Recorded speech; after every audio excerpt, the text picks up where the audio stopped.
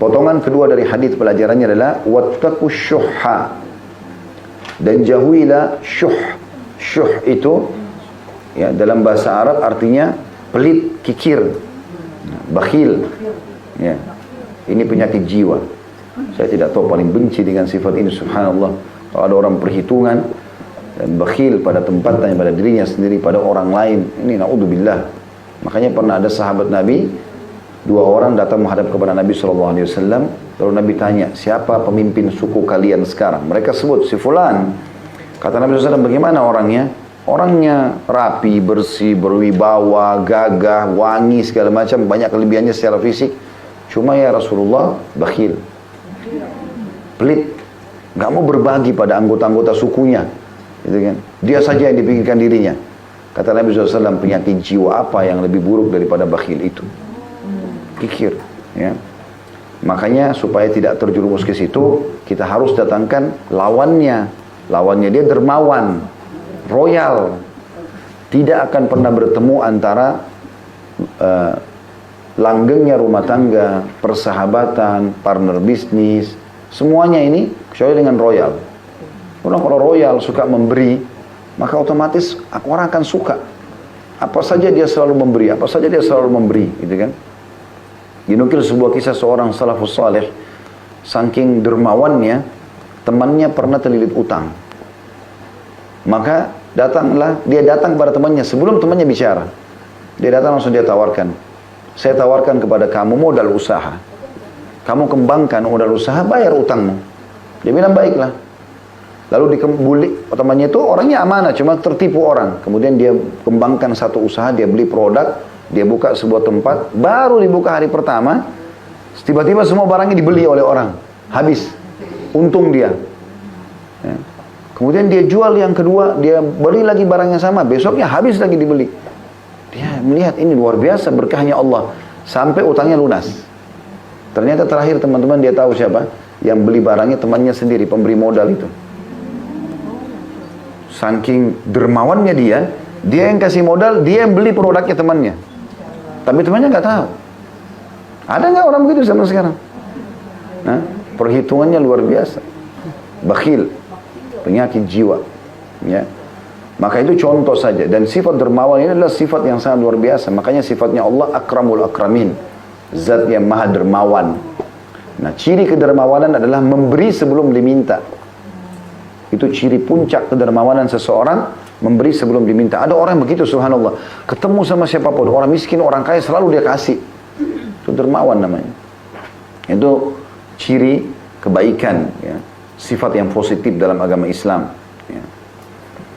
Dan ini kalau kita munculkan dalam diri kita sering memberi, maka otomatis kita jauh dari penyakit kikir ini atau bakhil. Karena Nabi SAW bilang di sini, wattaqus syuhha. Perhatikan digunakan kalimat yang sama, ittaqu, mirip dengan potongan pertama. Lihat nggak bahasa Arabnya? Kan ittaqu itu artinya takutlah, selamatkan diri kalian, jauhi, hindari, maknanya semua sama itu.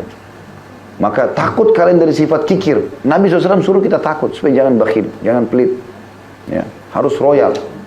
Kapan kita royal? Selama itu dalam jalan kebaikan, maka terbuka pintu rezeki dari langit. Allah SWT akan bukakan itu. Lalu dijelaskanlah, kalau tadi kezaliman sebabnya kenapa kita dilarang, karena nanti akan menjadi kegelapan pada hari kiamat. Banyak tuntutan-tuntutan datang, gitu kan?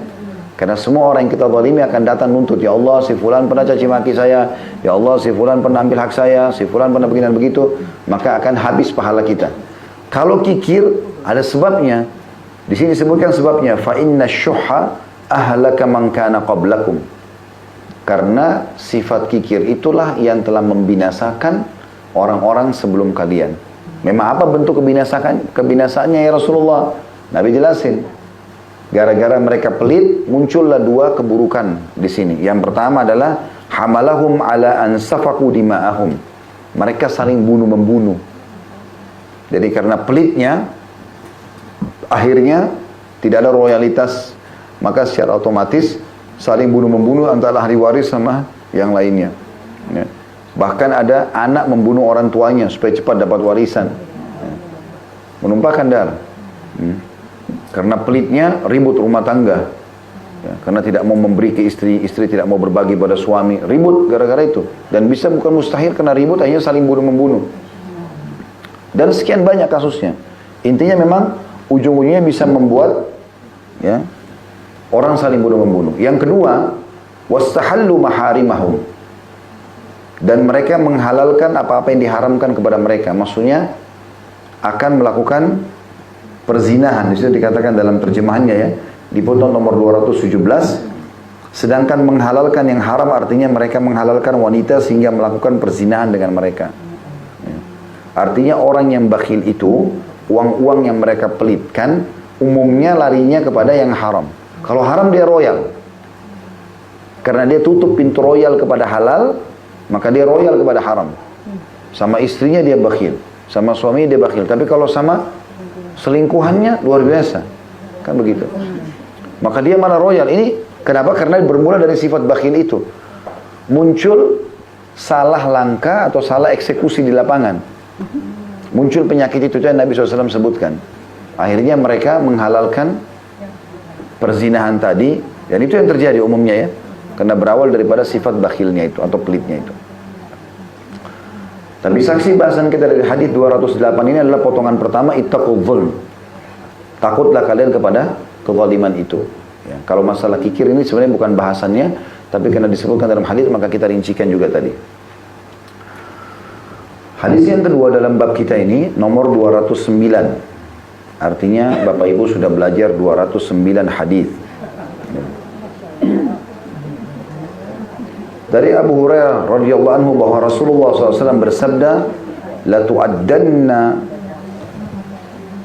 tu'addanna al-huquqa ila ahliha yawmal qiyamah hatta yuqada lisyatil jalha'i minasyatil qarna. Demi Allah, Nabi SAW mulai sabdanya dengan sumpah. Hak-hak akan ditunaikan kepada para pemiliknya pada hari kiamat. Ada footnote nomor 218 di situ. La tu'addanna dengan tak bertitik dua atas di dhamma, hamzanya di fathah dan dal bertasydid di fathah, yakni demi Allah. Allah akan menunaikan hak-hak. Kemudian disebutkan di situ jalha, ada potongan setelahnya ya, yang kata Nabi SAW, hingga kambing yang tidak bertanduk diberi hak kisos, hukuman balas terhadap kambing yang bertanduk. Di footnote yang sama masih 218 itu ditulis jalha. Di dalam bahasa Arab tadi dikatakan hatta yuqada lisyatil jalha, dengan jim di fathah, lam disukun dan ha tak bertitik, artinya tak bertanduk. Ini adalah keterangan yang jelas bahwa pada hari kiamat hewan-hewan akan dibangkitkan dan dikumpulkan di mahsyar sebagaimana dibangkitkannya manusia mukallaf. Manusia mukallaf maksudnya manusia yang terbebani dengan hukum, ya. Bahasa Arabnya mukallaf. Termasuk anak-anak kecil dan orang gila. Semua akan dibangkitkan dan akan dituntut atau akan diberikan haknya kalau terzalimi dan akan dituntut kalau orang menzalimi. Pelajaran dari hadis ini yang kita bisa ambil adalah bagaimana Nabi SAW telah mengingatkan kepada kita agar sebelum meninggal dunia harus segera menyelesaikan hak-hak orang lain, apapun sifatnya. Kalau Bapak Ibu lupa, berdoa kepada Allah Subhanahu wa taala, minta agar diberikan petunjuk, ya. Ya Allah, berikanlah aku petunjuk kalau masih ada hak-hakmu, hak makhlukmu yang belum hamba ini tunaikan, ingatkanlah, mudahkanlah. Ya, mudahkan itu. Jadi kita tidak pernah tahu. Saya sering atau kadang-kadang menjadikan sebagai doa ini. Beberapa hari lalu sempat ada yang WA ke istri saya, kebetulan rupanya ini istri dari seorang yang pernah bekerja sama kami di restoran, gitu kan.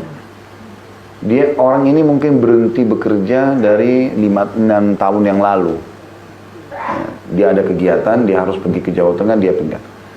Kemudian pernah satu waktu dia lembur, ada hak dia yang 500.000 rupiah, tidak besar, yang sudah kami janjikan. Seingat saya sudah saya kasih gitu. Tapi setelah 5-6 tahun berjalan, istrinya WA ke istri saya, dia mengatakan, maaf Umi, saya cuma mau memastikan apa memang dulu hak suami saya itu yang 500 ribu sudah dikasih belum? Mungkin ini bagi kita, untuk apa orang ini WA, kan sudah dikasih dulu gitu kan. Tapi saya langsung ingatkan istri saya, jangan dianggap negatif, karena bisa saja ini peringatan dari Allah. Siapa tahu memang saya yang lupa, bersyukur Allah ingatkan, nggak apa-apa, kasih langsung. Jadi selesai, contoh saja. Ya mungkin itu efek daripada doa yang kita sampaikan, kita nggak tahu. Jadi tiba-tiba Allah ingatkan, lebih baik kita ingat di dunia daripada di akhirat kan gitu. Walaupun kita mungkin yakin sudah memberi, sedekah aja kasih, nggak masalah. Siapa tahu memang kita lupa kan gitu, kita nggak tahu, apalagi sudah berjalan sekian tahun. Ini contoh saja ya. Ini bisa masuk ke dalam semua lini kehidupan kita. Jadi hati-hati teman-teman, hati-hati. Kalau ibu-ibu pernah punya seorang pembantu, mungkin pernah ibu zalimi, lupa kasih gaji, terlalu paksa dia bekerja, ada nomor teleponnya, sampaikan maaf. Maaf, gak ada ruginya, maafin saya.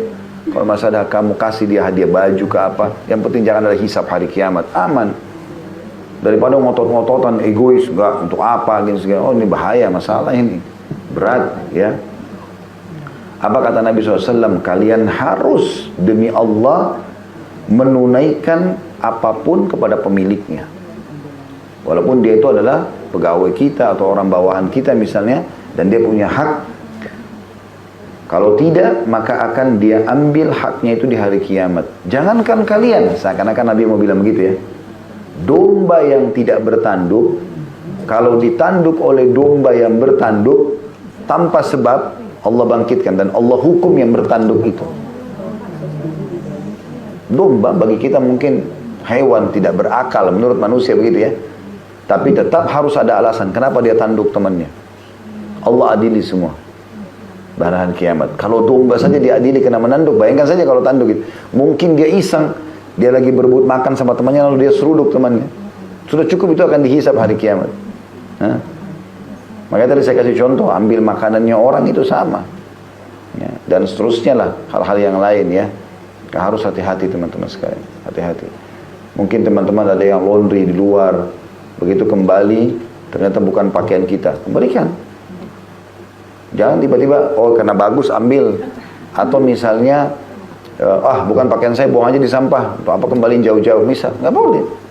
Zalim. Gitu kan? Nggak boleh sama sekali. Dan sekian banyak contoh-contoh lah. Ini harus pokoknya intinya amanah semuanya.